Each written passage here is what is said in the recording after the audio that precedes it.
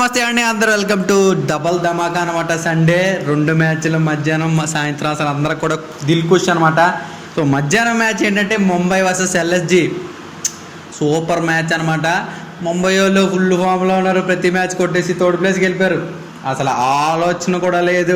అసలు ముంబై వాళ్ళు ఎక్కడ ఉండాలి, ఎక్కడికి వెళ్ళారో కూడా జనాలకి ఏం అర్థం కావట్లేదు. వరుసగా 4 మ్యాచ్లు కొట్టేస్తున్నారు. ప్రీవియస్ స్టాండర్డ్ మళ్ళీ తీసుకొచ్చారనమాట ముంబై వాళ్ళు. ఎల్ఎస్జి వాళ్ళకి అసలు బ్యాటింగ్లో మంచి ఫామ్లో ఉన్నారు కానీ సరిగ్గా ఆడలేకపోతున్నారు. లాస్ట్ టైం కూడా మక్కరము అలాగే మిచెల్ మార్ష్ ఆడిన తర్వాత 10 ఓవర్లకు 100 రన్లు కొడితే తర్వాత 10 ఓవర్లకు 50 రన్లు కొట్టారు. రిషబ్ పంత్ ఎందుకో లాస్ట్ తీస్తున్నాడు అర్థం అవ్వట్లేదు. అబ్దుల్ షమాద్ని, ఆయుష్ బదోని వాళ్ళందరినీ దింపుతున్నాడు.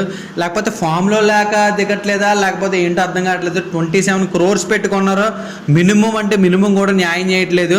మనోడి వల్ల ఏం ఉపయోగం లేనట్టు ఆడుతున్నారు అనమాట. ఎందుకంటే బౌలింగ్లో కూడా వాళ్ళందరూ కూడా మంచి ఎఫర్ట్స్ పెట్టి టీమ్స్ని నెగ్గిస్తున్నారు అనమాట, తక్కువ స్కోర్లో కూడా.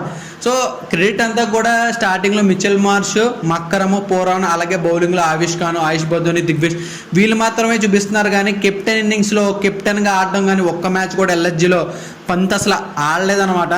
ఎందుకో మరి ఆడతారో ఆడరో తెలియట్లేదు. పోరాన్ అయిపోతే అసలు మ్యాచ్ మొత్తం ఫినిష్ అయిపోయినట్టు టీం మొత్తం కూడా అలాగే ఆడుతుంది. ముంబై విషయానికి వస్తే అలా కాదు, ప్రతి ఒక్కరు కూడా ప్రూవ్ చేసుకుంటున్నారు. బుమ్రా, బోల్ట్, దీపక్ చాహర్, అలాగే బ్యాటింగ్లో సూర్యకుమార్ యాదవ్, రోహిత్ శర్మ ఫామ్లోకి వచ్చాడు. రోహిత్ శర్మ ఫామ్లోకి వస్తే హిట్ మ్యాన్, ప్రతి బాల్ హిట్ చేస్తాడనమాట.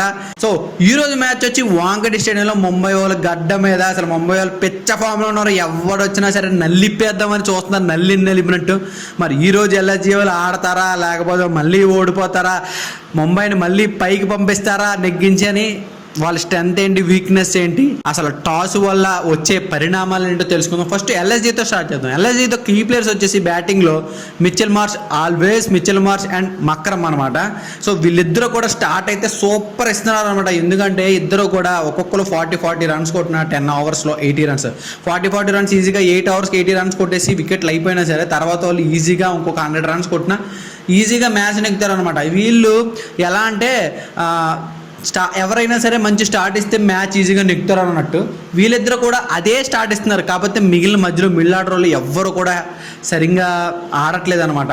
పోరాన్ స్టార్టింగ్ స్టేజ్లో ఆడాడు, ఇప్పుడు మాత్రం అసలు ఆడట్లేదు. వీళ్ళిద్దరే అనమాట. మక్రమ్ లాస్ట్ ఇయర్ SRHలో ఒక్క మ్యాచ్ కూడా సరిగ్గా ఆడలేదు. ఈ సంవత్సరం ఎల్ఎస్జి తీసుకోవడం వల్ల ప్రతి మ్యాచ్ స్టార్టింగ్ 2-3 మ్యాచ్లు సరిగ్గా ఆడలేదు, కానీ ప్రతి మ్యాచ్ మినిమం 40 to 50 రన్స్ కొడుతున్నాడు అనమాట.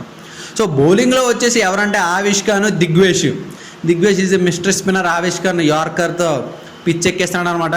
టీమ్ అయితే చాలా బాగుంది, కానీ వీళ్ళు ఓడిపోతున్నారు. ఎందుచేత అంటే పూర్ కెప్టెన్సీ, లేకపోతే poor captaincy and poor batting up Rishabh Pant అనేది తెలియట్లేదు. ఎందుకంటే Pant is a key player అనమాట. ఎందుకంటే మిడిల్ ఆర్డర్లో చాలా హిట్టింగ్ ఆడే బ్యాట్స్మెన్. మనోడు దిక్కకుండా అబ్దుల్ షమాద్ని, ఆయుష్ బదోని దింపడం అంటే చేత కాకపోవడం వల్ల దిగట్లేదా, లేకపోతే అసలు ఎందుకు అసలు ఎక్కడ దిగుతున్నాడు? ఇండియా టీంలో ఏమో 2 down 3 down దిగేవాడు, ఢిల్లీలో కూడా 1 down 2 down దిగేవాడు. ఎక్కడ 6 down దిగుతున్నాడు? ఎందుకు వీళ్ళందరికీ ఛాన్స్ ఇస్తున్నాడు? వచ్చి పటాపటా 2 6లు కొట్టేసి అవుట్ అయిపోతే సరిపోతే, లాస్ట్లో వచ్చి 2 బాల్ ఆడ 1 ball 4 కొట్టి వేస్ట్ కదా బ్యాటింగ్. అది నేను చెప్పేదన్నమాట. సో ఇప్పుడు ముంబైకి వద్దాం. ముంబైలో కీ ప్లేయర్స్ వచ్చేసి బ్యాటింగ్లో రోహిత్ శర్మ అలాగే సూర్యకుమార్ యాదవ్, తెలుసు కదా, మోస్ట్ ఎక్స్పీరియన్స్ ప్లేయర్స్. ముంబై ఇండియన్స్లో బెస్ట్ ప్లేయర్స్ అనమాట వీళ్ళిద్దరు. అలాగే బౌలింగ్ వచ్చేసి బుమ్రా అండ్ బోల్ట్ అనమాట. అసలు చెప్పాల్సిన పని లేదు, వీళ్ళిద్దరూ కూడా స్వింగ్ చేస్తారో స్టార్టింగ్ స్టేజ్లో వికెట్లు పడిపోతూ ఉంటాయి అనమాట.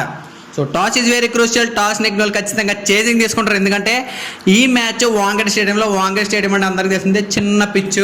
బౌలింగ్లో స్లైట్గా బౌన్స్ అవుతూ ఉంటుంది అనమాట. బ్యాట్స్మెన్కి మంచి ఈజీగా ఉంటుంది, బ్యాటింగ్ సర్ఫేస్ ఫ్రెండ్లీ. సో ఎవరైతే టాస్ నెగ్గుతారో వాళ్ళు ఖచ్చితంగా చేజింగ్ తీసుకుంటారో. ఇఫ్ ఇన్ కేస్ ఎవరైతే చేజింగ్ తీసుకుంటారో మ్యాక్సిమం ఆ టీం నెగ్గుతుంది. ఇక్కడ చిన్న డిఫాల్ట్ ఏంటంటే ఎల్ఎస్జికి బ్యాటింగ్ ఆడుతున్నారు కానీ స్టార్టింగ్ స్టేజ్లో మధ్యలో సరిగ్గా ఆడట్లేదు. If in case starting and మిడిల్లో కూడా బాగా ఆడితే హై స్కోర్ చేస్తారు, బౌలింగ్లో కూడా ఆపుతారనమాట. ఎందుకంటే బౌలింగ్ కూడా చాలా మంచిగా ఉంది. వీళ్ళు పంత్ అయితే మంచి ఫామ్లోకి వస్తే మాత్రం ఈ రోజు ఎల్ఎస్జి మాత్రం మ్యాచ్ నెగ్గుతుంది. సో వీళ్ళిద్దరి మధ్యన హెడ్ టు హెడ్ చూద్దాం. హెడ్ టు హెడ్ వచ్చేసి వీళ్ళిద్దరి మధ్యన 7 మ్యాచ్లు జరిగినాయి. 7 మ్యాచ్ల్లో ముంబై 1 మ్యాచ్ మాత్రమే నెగ్గింది, ఎల్ఎస్జి 6 మ్యాచ్లు నెగ్గింది. ఎల్ఎస్జి మంచి హైప్లో ఉందన్నమాట. ఎల్ఎస్జి మంచి డామినేటింగ్గా ఉంది ముంబైతో పోల్చుకుంటే. కానీ ప్రజెంట్ సిచ్యువేషన్లో Mumbai is very confident and beautiful form అనమాట.